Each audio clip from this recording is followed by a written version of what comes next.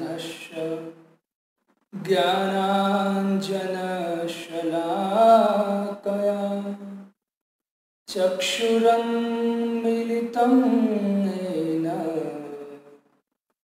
तस्मै श्रीगुरुवे नमः। श्रीचैतन्यमनोभीष्टं स्थापितं येन भूतले स्वयं रूप कदा मह्यं ददाति स्वपदान्तिकं।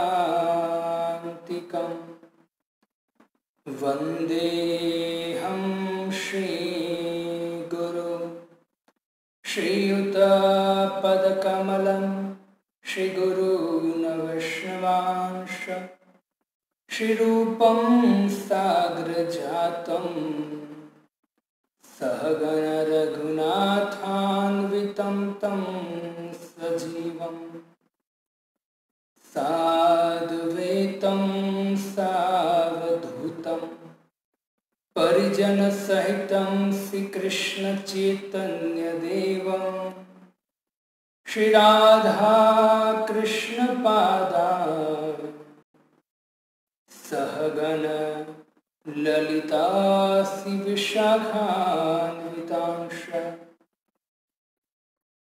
पञ्चतत्त्वात्मकं कृष्ण भक्तरूपस्वरूपकं भक्तावतारभक्ताख्यं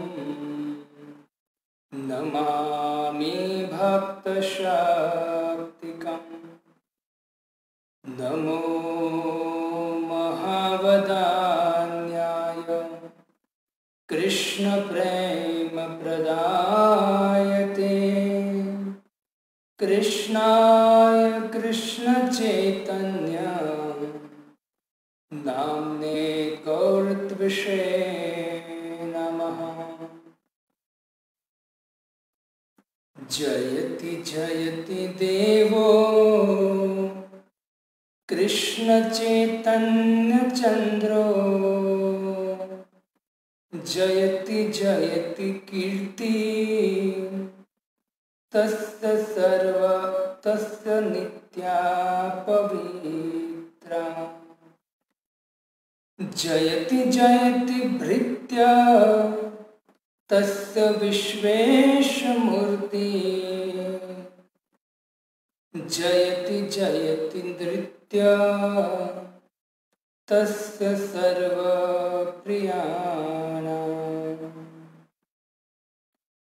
आजानुलम्बितभुजो कनकावदातो यज्ञे संकीर्तने कपितरो कमलायताक्षो विश्वम्भरो द्विजवरो युगधर्मपालो वन्दे जगत प्रियकरो करुणावतारो वन्दे जगत प्रियकरो करुणावतारो।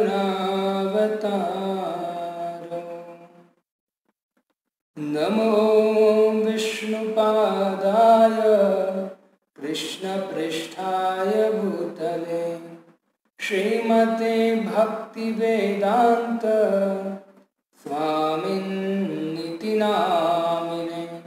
नमस्ते सरस्वती देवे गौरवाणी प्रचारिणे निर्विशेष शून्यवादी पाश्चात्यदेशतारिणे। जय श्री कृष्ण चैतन्य प्रभु नित्यानंद श्री अद्वैत गदाधर शिवासादि गौर भक्त वृंद। हरे कृष्णा कृष्णा कृष्णा हरे हरे, हरे राम राम राम हरे हरे। हरे कृष्णा। तो पुनः सभी भक्तों का हार्दिक स्वागत है। भगवान की दिव्य लीलाओं को श्रवण करने के लिए। तो चैतन्य चरितामृत से हम कुछ चिंतन मनन श्रवण करने का प्रयत्न कर रहे हैं। कविराज गोस्वामी चैतन्य चरितामृत लिखते हुए कहते हैं कि जो व्यक्ति चैतन्य चरितामृत सुनेगा तो मैं उसको धन्यवाद देता हूं। क्यों? क्योंकि मैंने इतना जो श्रम किया है तो आप लोग इनको अच्छी तरह से समझने का प्रयत्न कर रहे हैं। तो कविराज जी कहते हैं चैतन्य चरितामृत जय कर पान, तार पद धुया मुई से कर पान। अगर कोई व्यक्ति चैतन्य चरितामृत सुनता है या उनको पढ़ता है तो कविराज गोस्वामी कहते हैं कि उनके चरण कमल को धोकर मैं पीऊंगा, उनको अपने सिर पर छिड़कूंगा उनको। मतलब कविराज जी कहते हैं कि चैतन्य चरितामृत लीला जो है, जो प्रेम प्रदायिनी है, भक्ति प्रदायिनी है, इस संसार के दुख नाशिनी है, ऐसी दिव्य लीला जो चैतन्य महाप्रभु ने, जो स्वयं कृष्ण है, 500 साल पहले लीला भगवान ने किया है, तो उनका कोई श्रवण कीर्तन करेगा तो निश्चित व्यक्ति दिव्य अवस्था को प्राप्त करेगा। तो हम प्राय श्रीमद् भगवद गीता, श्रीमद् भागवतम पढ़ते हैं, लेकिन चैतन्य चरितामृत से भी शिक्षा लेनी चाहिए। और खास करके चैतन्य चरितामृत भक्तों के भक्ति के पोषण के लिए है, तो उनको श्रवण करना ही चाहिए। उनको जब भी मौका मिले पढ़ना चाहिए। न समझ में आए तो गुरु वैष्णव का संग कर कर समझने का प्रयत्न करना चाहिए। यही हमारा जीवन है। हमारी बुद्धि तब खुलेगी, हमारा मन तब शांत होगा जब हमारा हृदय है वो हमारा हृदय तब द्रवित होगा जब भगवान ने इस संसार में कैसे जीवन जीना है इसके विषय में जो शास्त्र में लिखा है, शास्त्र को पढ़ने से हमारा सभी प्रकार से मंगल होगा। क्योंकि जो शास्त्र लिखे जिसने लिखे हैं उनका नाम ही मंगलकारी है, जो सभी का मंगल करते हैं। वो भगवान ने शास्त्र की रचना किया है और शास्त्र में कहा गया है कि मनुष्य को, जीव को किस तरह से इस जीवन में आचरण करना चाहिए।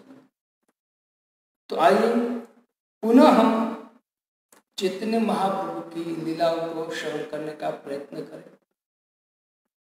कल हमने श्रवण किया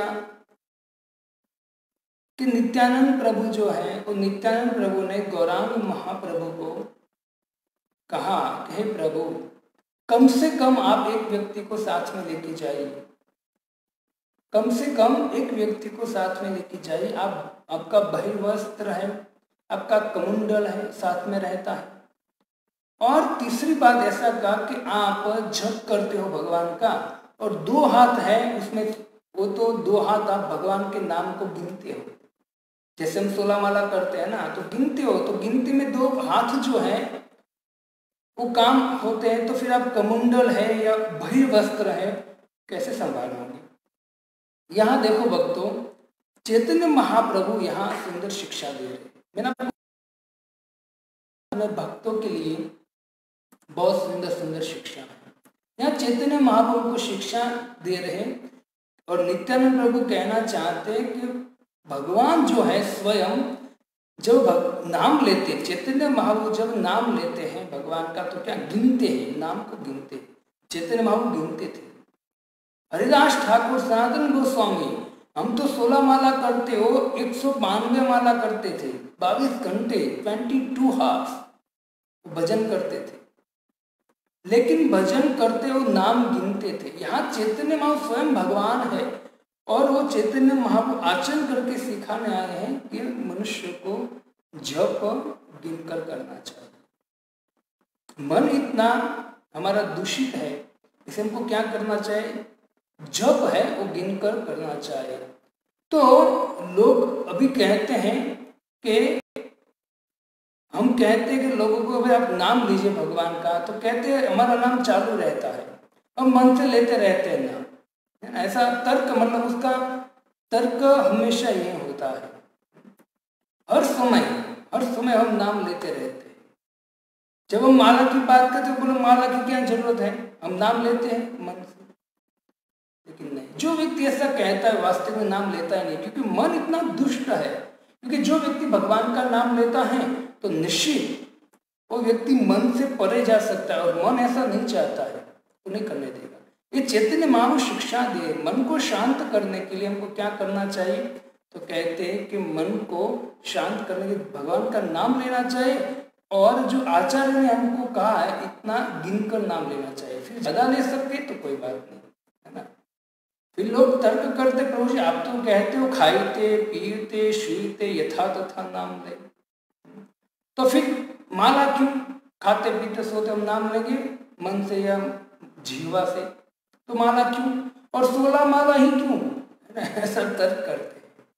यहाँ चैतन्य महाप्रभु भक्ति सिद्धांत महाराज तो ऐसा कह के गए हैं कि व्यक्ति को 64 राउंड 64 माला करने चाहिए। जब तक वो 64 माला न करे ना, तब तक वो पतित है, तब तक वो खाना नहीं देना चाहिए, ऐसा बोलते थे। 64 माला करनी चाहिए।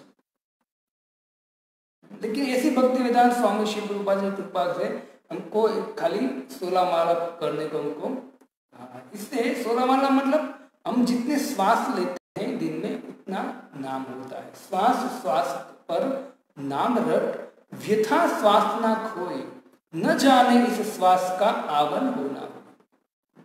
इससे मिनिमम 24 घंटे में से 2 घंटे हम भगवान का जप करेंगे 16 माला, तो जितने हम श्वास लेते उतने नाम हो जाते हैं भगवान।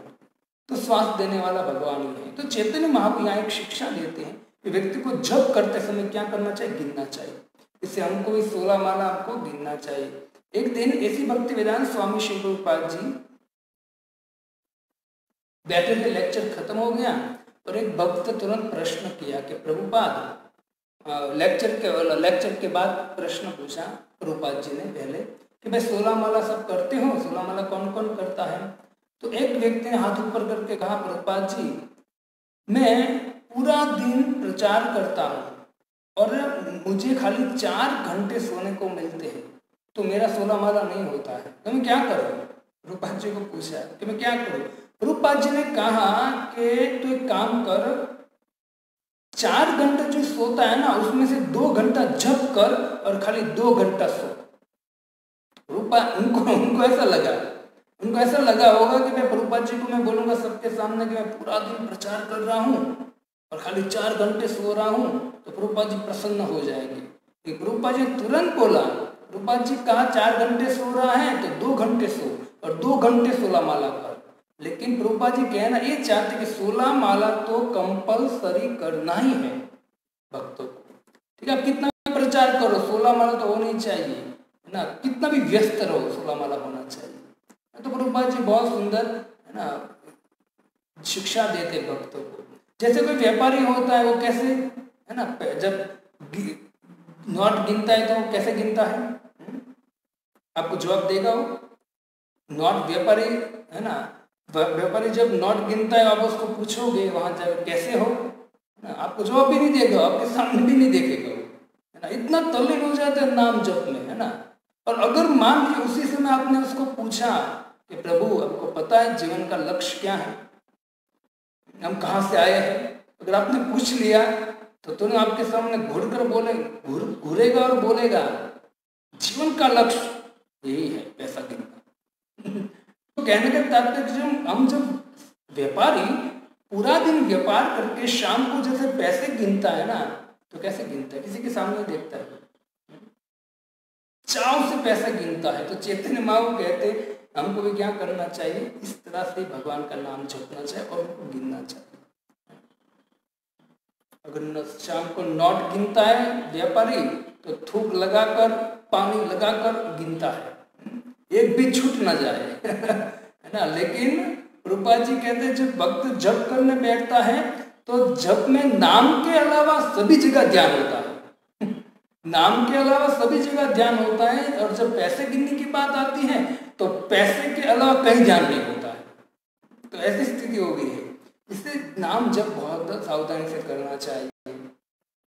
तो चैतन्य महाप्रभु, जैसे नित्यानंद प्रभु ने कहा, चैतन्य महाप्रभु ने उनकी बात मान ली और चैतन्य महाप्रभु कालिदास को लेकर तुरंत गए सार्वभौम भट्टाचार्य के घर।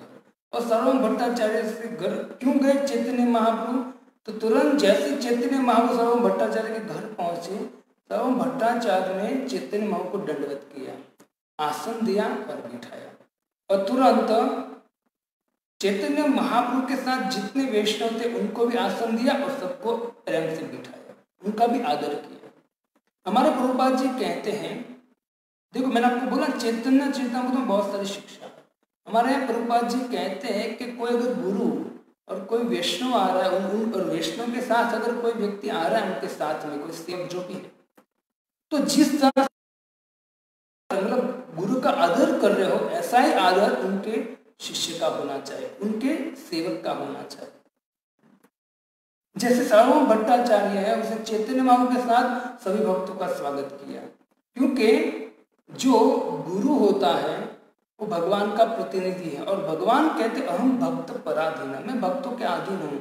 और गुरु भी जानता है कि भगवान भक्त से बहुत प्रेम करता है। तो ऐसा गुरु ऐसा नहीं चाहता कि मेरी वाह वाह करो, बाकी मेरे साथ जो है, जो मेरी सेवा करता है उसको करने दो ऐसे सेवा, भले सड़ते रहे। नहीं, गुरु भी चाहता है नहीं मैं आ रहा हूँ तो सब मेरे मतलब भक्त है भगवान के, तो उसका भी स्वागत होना ही चाहिए। सार्वभौम भट्टाचार्य ने सभी का स्वागत किया और स्वागत करके तुरंत वहां बैठकर चैतन्य महाप्रभु ने तुरंत कहा, कृष्ण कथा चालू किया। कहते हैं नाना कृष्ण वार्ता कहीं करिल तहारे, तामारे ठाई आइला आज्ञा मांगी बारे। चैतन्य महाप्रभु ने कृष्ण की कथा कही, तुष्यंती च रवंती च, भक्त मिलते हैं कृष्ण कथा करते हैं। तो जैसे ही कृष्ण कथा हुई उसके बाद चैतन्य महाप्रभु ने तुरंत कहा कि तुम्हारे ठाई आइला, मतलब आपके ठाई मतलब पांव, क्यों आया हूं, तो कहते आज्ञा मांगी बारे, मैं आज्ञा लेने के लिए आया हूँ। क्यों, कौन सी आज्ञा लेने के लिए आया हो, तो कहते मैं दक्षिण यात्रा जा रहा हूँ और विश्वरूप जो मेरा भाई है उसको ढूंढने के लिए, है ना। यहाँ कितना सुंदर महाप्रभु हमको सिखा रहे। महाप्रभु स्वयं भगवान है और ये जो सार्वभौम भट्टाचार्य मायावादी सन्यासी, बड़े बड़े मायावादी हैं, सन्यासी तो नहीं, बड़े बड़े सन्यासी को लेक्चर देते, लेकिन ऐसे मायावादी को चैतन्य महाप्रभु ने भक्त बना दिया। और चैतन्य महाप्रभु ने ऐसा भक्त, उनको पता चला, कृष्ण तत्व पता चल दिया, लेकिन फिर भी देखो चैतन्य महाप्रभु ने सार्वभौम भट्टाचार्य को भक्त बनाया, ठीक है। और फिर भी चैतन्य महाप्रभु उनके पास जाकर आज्ञा मांग रहे हैं कि आप मुझे दो हाथ जोड़कर कह के मुझे जाने का परमिशन दीजिए। हम अगर यहाँ प्रचार करते करते 1, 2, 5 भक्त भी बना लिए तो हम किसी के सामने नहीं देखते कि मेरे अंडर में है, कि मेरे अंडर में है, ये है वो है। नहीं, चैतन्य महाप्रभु सिखा रहे हैं।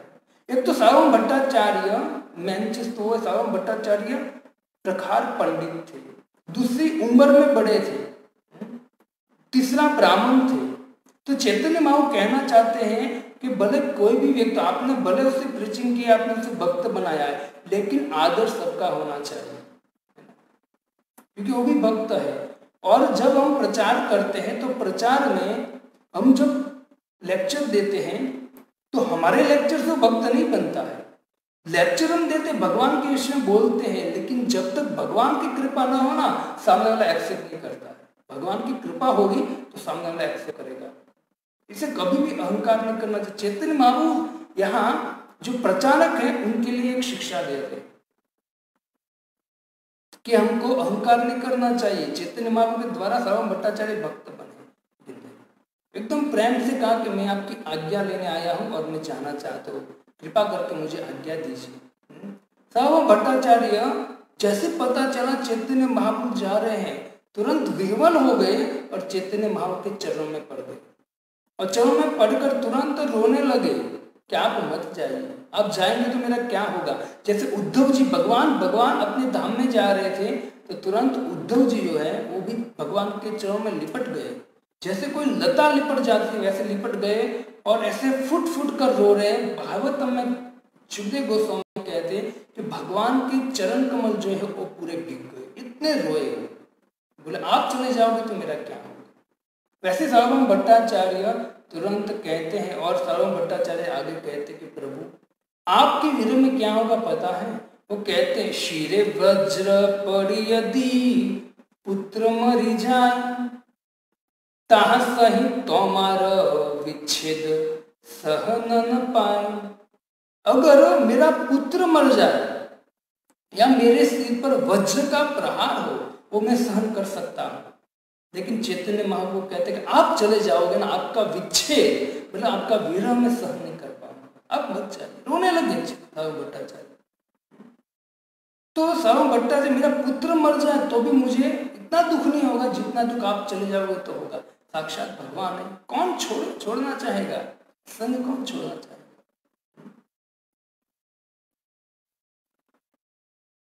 जैसे शिवास ठाकुर के आंगन में चैतन्य महाप्रभु कीर्तन कर रहे थे, पता चला शिवास ठाकुर को कीर्तन चालू था, उनका पुत्र मर गया। तुरंत शिवास ठाकुर ने उनकी पत्नी को कहा कि चुप हो जाओ, रो मत। अगर आप रोगे और चैतन्य महाप्रभु को डिस्टर्ब हुआ ना तो मैं आपको वचन देता हूं कि मैं अपने पेट पर पत्थर बांधकर गंगा में डूब जाऊंगा। आप एक शब्द रोना बंद करो, भले पुत्र मर गया हो, जब तक चैतन्य महाप्रभु कीर्तन कर रहे तब तक आपको रोना नहीं। मतलब कहने का तात्पर्य यह है कि पुत्र मरे तो मरे, लेकिन चैतन्य महाप्रभु को डिस्टर्ब हो या चैतन्य साक्षात भगवान इतना प्रेम है। जो चैतन्य चेतनामृत में जो भक्त इतना प्रेम करते हैं है ना, तो ये तुरंत कहा कि जो मेरे पर वज्रपात हो जाए, मेरा पुत्र मर जाए तो भी इतना दुख नहीं होगा जितना दुख मुझे आपके जाने के विरह में होगा। तो सार्वभौम भट्टाचार्य बहुत सुंदर बात कहते और भगवान से बातचीत करते हुए कहते हैं कि रोते हुए कहा कुछ दिन और रुक जाइए। आप रोते रोते चैतन्य महाप्रभु विनंती करते करते सार्वभौम भट्टाचार्य कहते प्रभु आप कुछ देर और रुक जाए, थोड़े दिन और रुक जाइए, है ना। तो भगवान तो भक्त के अधीन है, तो भगवान भक्त की विनंती और प्रेम के अधीन होकर चैतन्य महाप्रभु उसको मना नहीं कर पाए। स्वतंत्र ईश्वर तुम्हें कर ले गमन, दिन कथा रह देखी तुम्हारा चरण। कृपा करके आप स्वतंत्र ईश्वर हैं, आप जो भी चाहोगे वो करोगे, लेकिन मैं आपको विनंती करता हूँ, प्रेम पूर्वक विनंती करता हूँ प्रभु कि आप थोड़े दिन तक आप यहाँ रुक जाइए। और जैसे चैतन्य महाप्रभु ने सुना तो चैतन्य महाप्रभु तुरंत उनको बोल दिया ठीक है, भक्त की बात उसने टाला नहीं। अब देखिए जब चैतन्य महाप्रभु ने संन्यास लिया और संन्यास लेकर जब नित्यानंद प्रभु के द्वारा चैतन्य महाप्रभु अद्वैत आचार्य के घर गए, बात कुछ दिन रहे और वहां से जब चैतन्य महाप्रभु निकल रहे थे ना तभी यही घटना घटी। चैतन्य महाप्रभु ने तुरंत वहां सबको बोला कि आप घर में रहो और कृष्ण का कथा कीर्तन करते रहो, यही जीवन का लक्ष्य। सबको उपदेश देकर चैतन्य महाप्रभु जैसे निकले, है ना, चैतन्य महाप्रभु वहां से जैसे निकले तो तुरंत अद्वैत आचार्य है वो तुरंत निर्भर हो चुके थे। कुंती महारानी को देखिए आप, कुंती महारानी भी जब भगवान श्री कृष्ण होने के बाद, उत्तरा का गर्भ में परीक्षित का रक्षा करने के बाद जब वो द्वारका चले तो कुंती महारानी ने सुंदर प्रार्थना की, और सुंदर प्रार्थना करके कुंती महारानी ने क्या भगवान को ऐसी सुंदर प्रार्थना की, भगवान तुरंत उनकी बात सुनकर 4 महीने रह गए थे। यही भक्त अवस्था, भगवान भक्तों के वश में हो जाते हैं, भक्त की बात तुरंत भगवान मान लेते हैं। अभी के जो लोग हैं वो क्या करते हैं, अभी के लोग हैं वो कहते हैं कि भगवान ने महाभारत में कपट किया, भगवान ने अभिमन्यु को क्यों नहीं बचाया, भगवान ने दुर्योधन को क्यों मरवा दिया, भगवान ने द्रोणाचार्य को क्यों मरवा दिया, भगवान ने ये क्यों किया, भगवान ने वो क्यों किया, है ना, भगवान को ये नहीं करना चाहिए, भगवान को करना चाहिए। तो क्या भगवान हमारे नौकर है? इसलिए यहाँ सार्वभौम भट्टाचार्य के तो स्वयं बृहस्पति हैं, सामान्य व्यक्ति नहीं है, बृहस्पति हैं, देवताओं के गुरु हैं। वो कहते हैं कि प्रभु आप 2, 4, 5 दिन यहाँ रुके, लेकिन पहले क्या बोला, स्वतंत्र ईश्वर तुम्ही, आप स्वतंत्र ईश्वर है, आप जो भी चाहो कर सकते हो, आप किसी के अंडर में नहीं हो, आप स्वतंत्र ईश्वर। तो भगवान स्वतंत्र ईश्वर है ना, आपकी बात क्यों माने भाई, आपकी बात क्यों माने भगवान? भगवान स्वतंत्र है, और भगवान कहते मैं किसकी बात मानता हूं, जो मुझे प्रेम करता है, जो मेरा भक्त है। अहम भक्त पराधीन न स्वतंत्र एवं द्विज। भक्ति में भी है ना, भक्ति में भी भगवान जो है वो तब प्रसन्न होते हैं जब भक्त प्रेम पूर्वक भगवान का भजन करता है।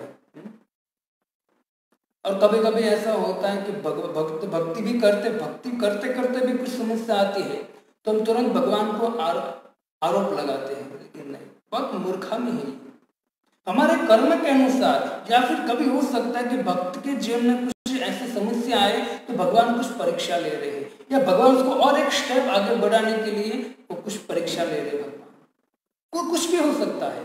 इससे कभी भी हमको आरोप नहीं लगाना चाहिए। ज्यादातर प्राय लोग क्या करते हैं, अगर सुख है, पैसा आ रहा है, गाड़ी बंगला है, एंजॉय हो रहा है तो कोई प्रॉब्लम नहीं, तो वो दुनिया के सामने दिखना चाहते हैं कि हम कर रहे हैं, हम कमाए हैं। लेकिन जैसे ही उनके पास सुख समृद्धि चली जाती है, दोष भगवान को देते हैं।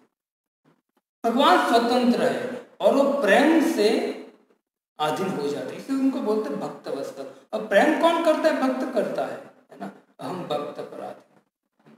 फिर जैसे चैतन्य महाप्रभु ने आज्ञा लिया भक्तों, जैसे चैतन्य महाप्रभु ने आज्ञा लिया, 5 दिन के बाद जगन्नाथपुरी जाने के लिए चैतन्य महाप्रभु तैयार हो गए तो जगन्नाथपुरी से निकलने के लिए।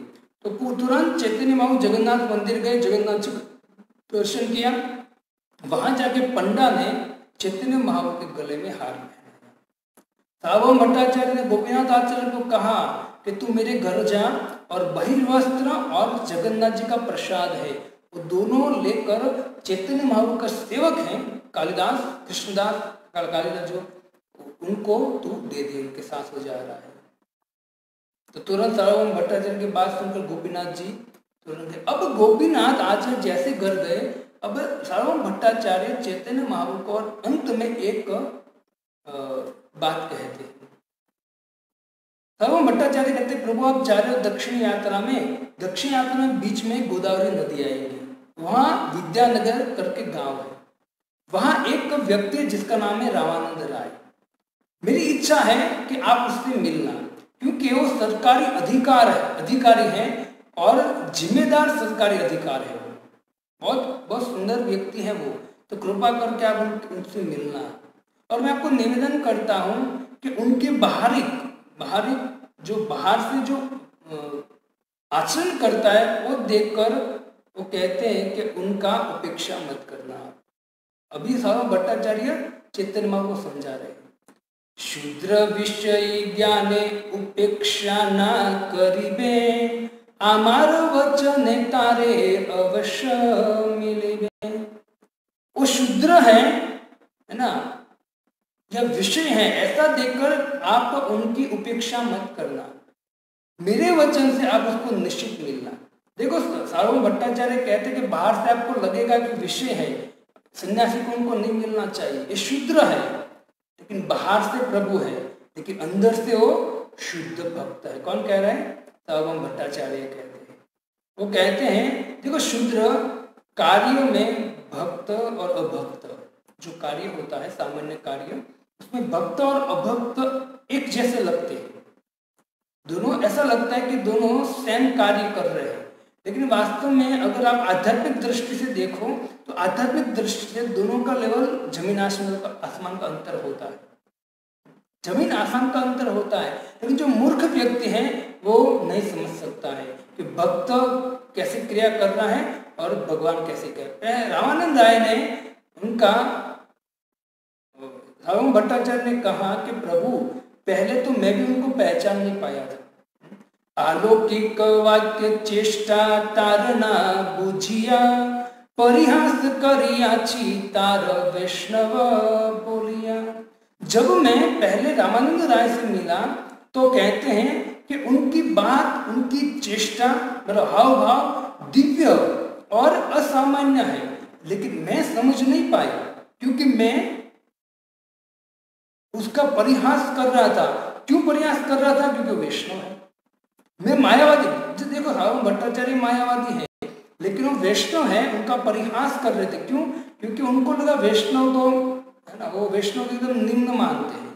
तो सार्वभौम भट्टाचार्य अपनी कबूलात करते, प्रभु इससे पहले मैं जब रामानंद राय से मिला ना, तो रामानंद राय जो है वो रामानंद राय को देखकर मैंने उस पर दोष निकाला, उस पर हंसा मैं। वैसे उसकी चेष्टा है, उसके कार्य है, वो सब क्या है, उसकी बात बोलने का दिव्य है, लेकिन मैं मायावादी सन्यासी होने के कारण और वो वैष्णव होने के कारण मैंने उसकी उपेक्षा की।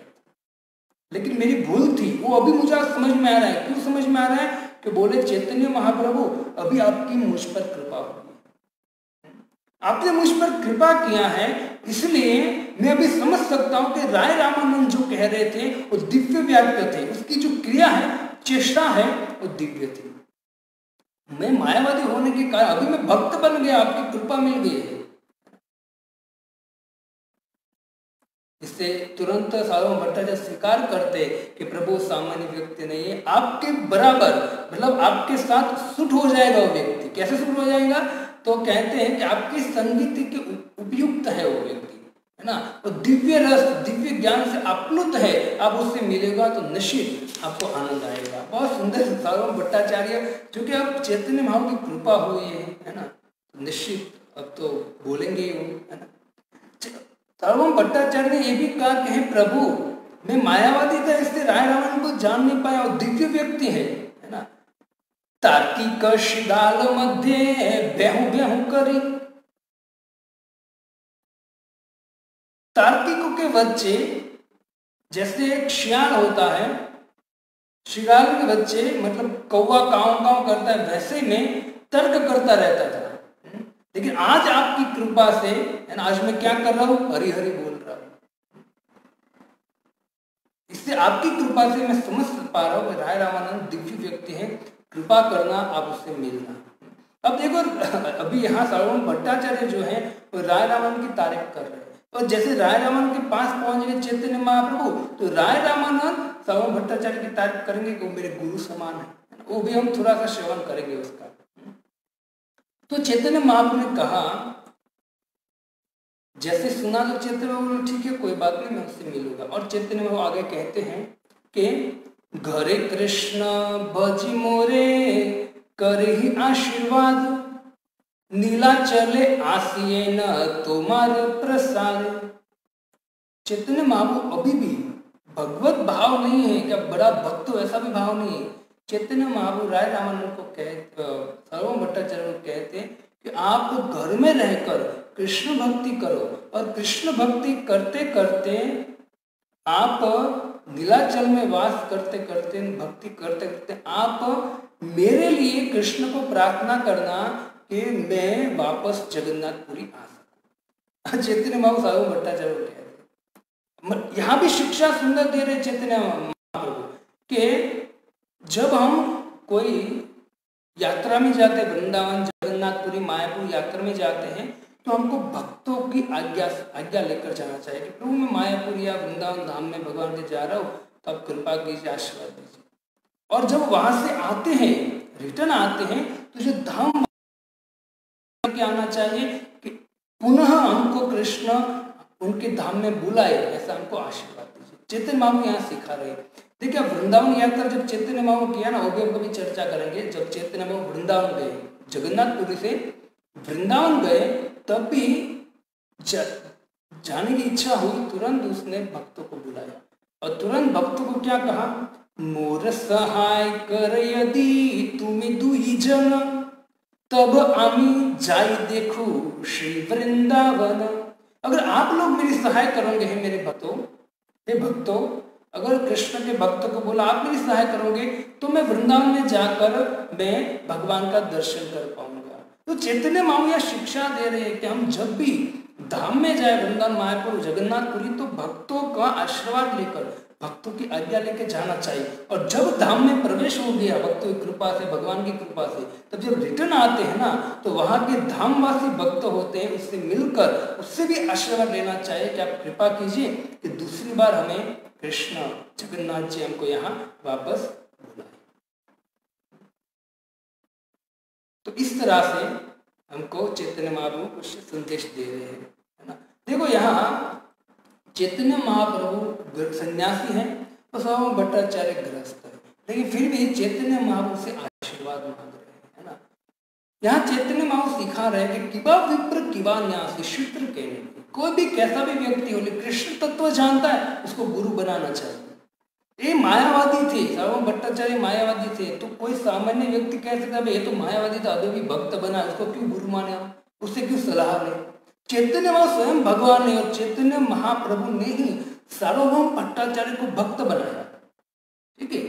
और चैतन्य महाप्रभु उससे आज्ञा ले रहे, उससे आशीर्वाद ले रहे। तो चैतन्य महाप्रभु सिखा रहे हैं, है ना, कि कोई व्यक्ति भक्ति में नीचा भी नहीं, ऊपर भी नहीं है।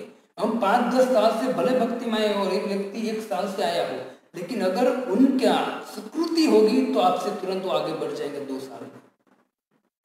तो चैतन्य महाप्रभु यहाँ कहते हैं कृष्ण तत्व जानता है ना, उसको निश्चित हमको क्या बनना चाहिए, गुरु बनना चाहिए। तो बड़े थे, ब्राह्मण थे, और अब कृष्ण तत्व को जान गए हैं, तो चैतन्य महाप्रभु से आशीर्वाद मांग रहे हैं बड़े बड़े होने के नाते।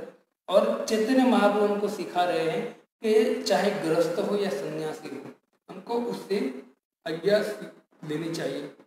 महाप्रभु अपने आचरण के द्वारा सिखा रहे हैं कि कैसे जीवन व्यतीत करना चाहिए। तो गृहस्थ सन्यासी, सन्यासी से गृहस्थ, गृहस्थ से सन्यासी आज्ञा ले रहे हैं, तो करना चाहिए, सर कोई बात नहीं। अब देखिए महाभारत में जब दुर्योधन को भीम ने अपनी तीक्ष्ण गदा के द्वारा धराशायी कर दिया, उसी समय अश्वत्थामा उनके सामने था।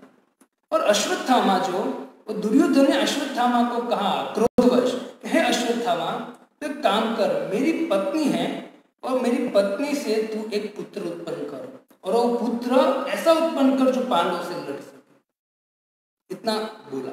अब ये ब्रह्मचारी और ये गृहस्थ, और जैसे दुर्योधन ने ऐसा बोला तो तुरंत ये जो द्रोणाचार्य का पुत्र अश्वत्थामा था उसने एक्सेप्ट कर लिया। वैसे देखा जाए तो फिर कुछ हुआ नहीं था, लेकिन एक्सेप्ट कर लिया। और एक्सेप्ट करने के बाद तुरंत वहां वेदव्यास जी कहते, तुरंत जो द्रोण का पुत्र अश्वत्थामा, उसका ब्रह्मचर्य खंडित हो गया। तो ऐसे संग नहीं करना है। अगर ऐसी कोई आज्ञा भी देता है गृहस्थ तो उसको स्वीकार नहीं करना चाहिए। हुआ तो नहीं था लेकिन स्वीकार कर लिया था उसने, तो यहाँ तुरंत उसकी बात एक्सेप्ट नहीं करनी चाहिए। ये चाहे गृहस्थ कितना भी बड़ा चरण ऐसी आज्ञा दे तो ऐसी आज्ञा है वो पालन नहीं कर। जैसे आप देखिए अम्बरीश महाराज और दुर्वासा मुनि। अम्बरीश महाराज गृहस्थ थे, दुर्वासा मुनि सन्यासी थे, लेकिन फिर भी दुर्वासा मुनि ने अम्बरीश महाराज के चरण पकड़ लिए क्योंकि भगवान प्रेमी भक्त थे। तो ऐसे प्रेमी भक्त कृष्ण तत्व को जानने वाले व्यक्ति का हमको क्या करना चाहिए, आश्रय लेना चाहिए। ये भगवान हमको सरेआम, आप जब भी चैतन्य में भागवतम पढ़ेंगे बारंबार शिक्षा मिलती है ना। तो यहाँ भगवान तुरंत करे, और जैसे चैतन्य महाप्रभु वहां से चले, कहाँ जाने के लिए, दक्षिण यात्रा के लिए। तो जैसे ही चले तो चैतन्य महाप्रभु जैसे चले तो सार्वभौम भट्टाचार्य मूर्छित हो गए। लेकिन वहां कविराज जी कहते सार्वभौम भट्टाचार्य भगवान के वीर में मूर्छित होकर गिर गए। तो क्या करना चाहिए, चैतन्य महाप्रभु ने उनके सामने नहीं देखा और तुरंत वहां से निकल गए। तो हमको एक प्रश्न होता है कि प्रभु, अगर कोई व्यक्ति जा रहा है, हम जा रहे हैं, तो मूर्छित हो गया कि चैतन्य महाप्रभु को थोड़ी देर रुकना चाहिए, उसको उठाना चाहिए, संभालना चाहिए। ऐसे निष्ठुरता क्यों उसने किया? चैतन्य महाप्रभु ने ऐसे निष्ठुरता क्यों पालन किया? उनके सामने भी नहीं देखा और चैतन्य महाप्रभु वहां से चले गए। तो एक प्रश्न भी सही है, गलत नहीं है, लेकिन वहाँ कविराज जी कहते हैं कि दिव्य पुरुष के कार्य को समझना अत्यंत मुश्किल है। चैतन्य महाप्रभु दिव्य पुरुष है, तो बोले दिव्य पुरुष का जो कार्य है वो समझना बहुत बहुत मुश्किल है।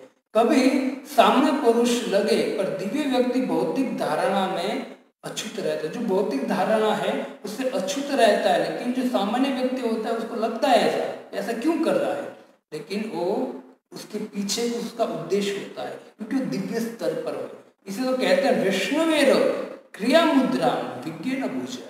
वैष्णव क्या कर रहा है, क्या करना चाहता है, आप समझ नहीं पाओगे। अगर आप उससे दोष निकालोगे तो अपराध हो जाएगा, और अपराध के कारण हमारा पतन भी हो सकता है। इससे कहते हैं महानुभावेर चित्तेर स्वभाव एहयम पुष्प सम कोमल कठिन वज्र सम।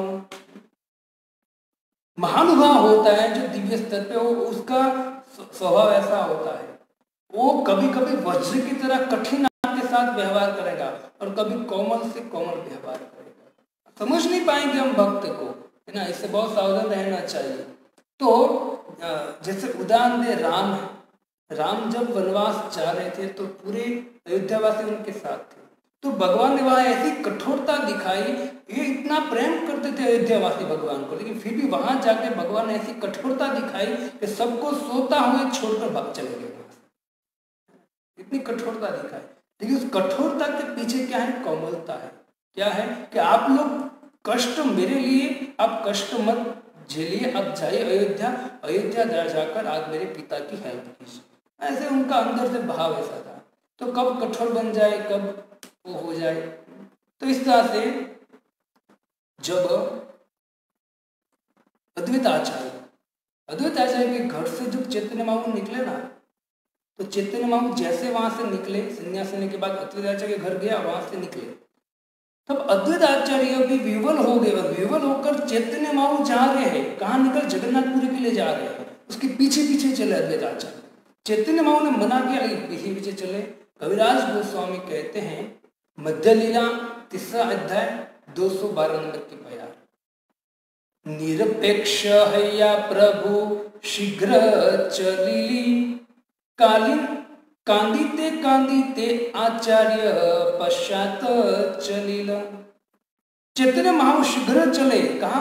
जगन्नाथपुरी के लिए। तो पीछे पीछे अद्वैत आचार्य दौड़ रहे हैं, अद्वैत आचार्य रो रहे हैं, है ना। यहाँ भक्ति सिद्धांत महाराज निरपेक्ष का अर्थ कह रहे हैं कि भौतिक वस्तु से अप्रभावित। चैतन्य महाप्रभु भौतिक चीज से थोड़ा सा भी प्रभाव नहीं था उनको एक ही चीज दिख रही, क्या? भगवान की सेवा। दो चीज, निरपेक्ष का दो अर्थ होता है। एक तो भगवान की सेवा में निरंतर व्यस्त रहता है, और दूसरा अर्थ क्या है कि वो भौतिक वस्तु से कभी प्रभावित नहीं होता, जैसे चैतन्य महाप्रभु। तो चैतन्य महाप्रभु चले, उसके पीछे अद्वैत आचार्य। तो अद्वैत चैतन्य महाप्रभु का उद्देश्य था कि भगवान का प्रचार करना है, भगवान के नाम का प्रचार करना है। चाहे संसार मूर्ख है, चाहे मुझे बड़ा निष्ठुर का है कि देखो अद्वैत आचार्य पीछे गए, उसकी बात मेरी, लेकिन भगवान ने कहा कि भगवान की, चैतन्य महाप्रभु यहाँ सिखा रहे हैं तो भगवान की सेवा के लिए हमको भौतिक जो वस्तु उसमें प्रभावित नहीं होना चाहिए। कभी कभी अभी हमारे इस्कॉन में भी बहुत सारे ऐसे ब्रह्मचारी लड़के जिसको भगवान की कृपा से ब्रह्मचारी बनना और मंदिर में आना चाहता है फुल टाइम, लेकिन माँ बाप उसको मना करते, लेकिन ये फिर क्या करते हैं? माँ बाप की बात नहीं सुनता है और माँ बाप को तड़छोड़ कर निकल जाता है वहां से। तो लोग कहते हैं देखो कितना निष्ठुर है लड़का, माँ बाप की बात नहीं माने। लेकिन बाहर से वो लड़का निष्ठुर लगता है आपको, आपकी दृष्टि से, भौतिक दृष्टि से, लेकिन वो लड़का है, वो कृष्ण भगवत गीता भागवत को समझ गया है। गुरु की कृपा से उसमें इतनी शक्ति आ गई है, वो समझ सकता है अगर मैं घर छोड़कर भगवान का निरंतर भजन करूंगा तो क्या होगा, मेरा उद्धार तो होगा, साथ में माँ बाप पितरों का, सारे समाज का उद्धार हो सकता है। तो बहुत लंबी दृष्टि होती है, वो कठोर नहीं होता है वो, लेकिन शास्त्र के द्वारा वो सार जान चुका होता है। तो अद्वैत आचार्य जैसे चले पीछे, तो चैतन्य महाप्रभु जो है ना, वो तुरंत कहते हैं कि चैतन्य महाप्रभु कविराज गोस्वामी कहते हैं कि चैतन्य एक संदेश देना चाहते हैं कि व्यक्ति निरपेक्ष हुए बिना, निरपेक्ष हुए बिना मतलब भौतिक जगत में प्रभावित हुए बिना, अगर वो प्रभावित है तो कृष्ण भावनाओं से कभी भी ठीक ठीक संपन्न नहीं कर पाएगा। इसे उसको निरपेक्ष बनना ही पड़ेगा, भौतिक जगत से प्रभावित न हो ऐसा उनको प्रयत्न करना पड़ेगा। चैतन्य महाप्रभु शिक्षा देते हैं। अद्वैत आचार्य पीछे आ रहे थे, चैतन्य महाप्रभु ने तुरंत उनको बोला। चैतन्य महाप्रभु अद्वैत आचार्य कहते, जननी प्रबोधि कर भक्त समाधान, तुम्ही व्यग्र है ले करो न रही बे प्राण। हे अद्वैत आचार्य, आप वापस चाहिए। आप अगर ऐसे व्यग्र हो जाओगे, रोगे, और ऐसे आप अपने आप को संभालो, अगर आप खुद अपने आप को नहीं संभालोगे तो भक्त मर जाएंगे, सब भक्त प्राण नहीं रखेंगे, क्योंकि भक्त मेरे बगैर रह नहीं पाएंगे और उनको संभालने वाला एक ही व्यक्ति है। कौन है? वो आप है। और आप ही अगर मेरे पीछे पीछे चलोगे, रोगे, मूर्छित हो जाओगे, तो खुद आप ही अपने आप को नहीं संभाल पाओगे तो मेरी माँ को कौन संभालेगा? इस सारे भक्तों को कौन संभालेगा? आपको संभालना है। आपको लेकर हर साल जगन्नाथपुरी मेरे पास आना है, रथ यात्रा में भाग लेना। चैतन्य महाप्रभु ने तुरंत उनको समझाया, और जैसे समझाया तुरंत वहां से अद्वैत आचार्य चैतन्य महाप्रभु की बात मानकर पुनः पीछे चले गए। कहते कि जार चित्ते कृष्ण प्रेम करह उदय, तार वाक्य क्रिया विज्ञ न बूझे। जब कोई व्यक्ति के हृदय में कृष्ण प्रेम उमड़ रहा है तो क्या बोलता है, क्या करता है, भौतिक दृष्टि से भले वो दोष लगे, लेकिन उनके हृदय में कृष्ण प्रेम जागृत हुआ है, वो व्यक्ति क्या करेगा, क्या बोलेगा, आप समझ नहीं पाओगे। अगर उसमें दोष देखने की या उसकी हंसी मजाक करने की कोशिश की तो निश्चित अपराध हो जाएगा। इससे बहुत सावधान, भक्त वैष्णव के साथ हमको व्यवहार करने में बहुत सावधान रहना चाहिए।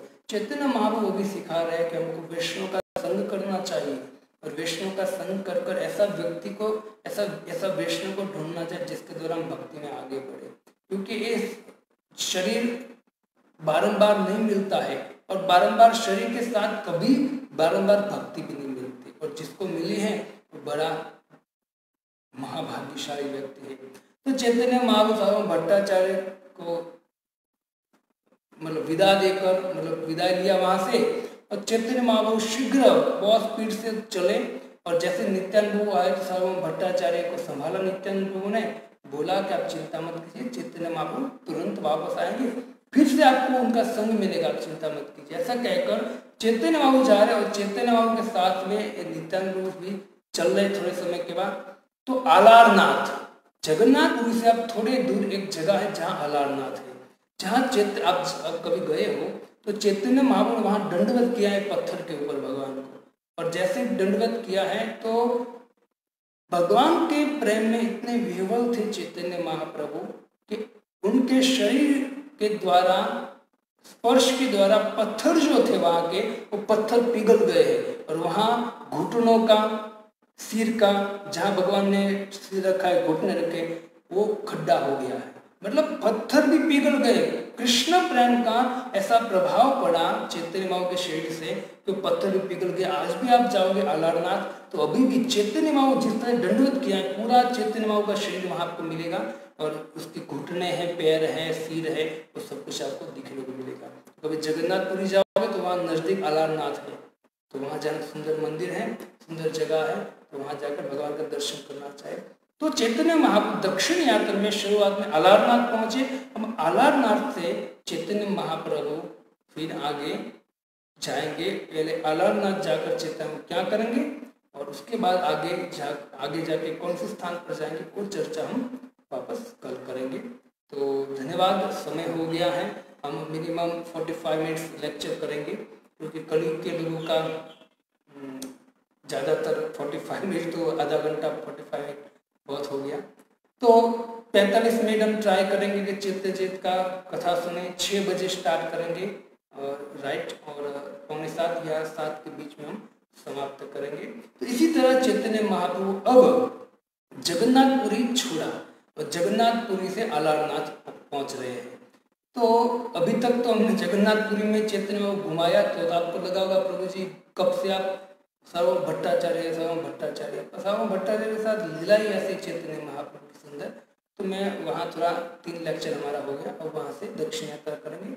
जहाँ तक हमारा मति चलेगा, जहाँ तक गुरु वैष्णव कृपा हो, वहाँ तक हम चैतन्य महाप्रभु को दक्षिण यात्रा कराएंगे। हरे कृष्णा कृष्ण कृष्ण हरे हरे, हरे राम राम राम हरे हरे। ऐसी भक्ति वेदांत स्वामी शिल प्रभुपाद की जय। चैतन्य चरितामृत ग्रंथ की जय। चैतन्य महाप्रभु की जय। गौर हरि प्रेमानंदे।